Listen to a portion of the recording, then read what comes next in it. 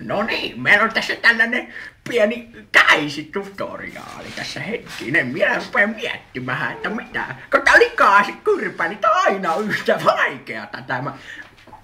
Piikillä ruvetaan leikkimään, niin se on aina sellainen vaikea juttu.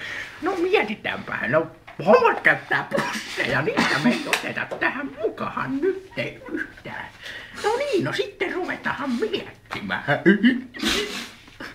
Siinä on aina se tietty mielenkiinto tässä biittiä valitaan. Kaikki on tietysti Made in Sweden, niin kuin Mats Sundin. Mutta sitten ruvetaan valitsemaan. Kokeillaan esimerkiksi mikä on kylmää tietysti, koska katsotaan tästä näin. Kaikki ovat erittäin lämpimiä, niin kuin minun likainen perseeni. Mutta katsotaan nyt hetkinen.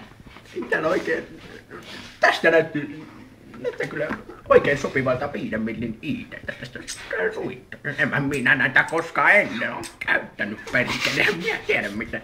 No avataan nyt tämä kiekko tästä. No miten tää nyt aukeaa perkele? Tää on saatana tää ruotsalainen paketointi saatana. Aivan paska saatana. Miten tää? No niin, no sieltä saatiin oikein kunnolla auki se sitten. No sitten, miten paljon tätä pitää sitten laittaa saatana? Laitetaan tästä tällaista 2 milliä tosta vähintään saatana. No, katta likaisen kyrpä, niin tää on aina saatana. Yhtä vaikeata touhua. No niin, ja sitten ruvetaan tässä tökkimään tällaista mustaa paskaa saatana. Minä muistan aikoina Rövlimetsällä, niin aina paskatunkiolla, siellä aina tökin varpailla, niin, mutta en minä ennen tällaisella saatana pekottimella ole.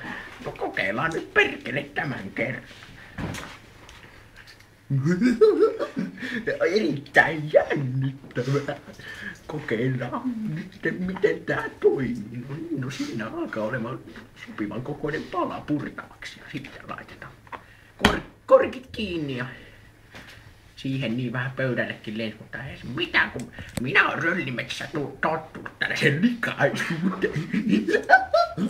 Mutta katsotaan nyt, kun pulistetaan tuosta nuo ja sitten laitetaan piusa huuleen. Niin. Noin, sinne se napsahti perkele.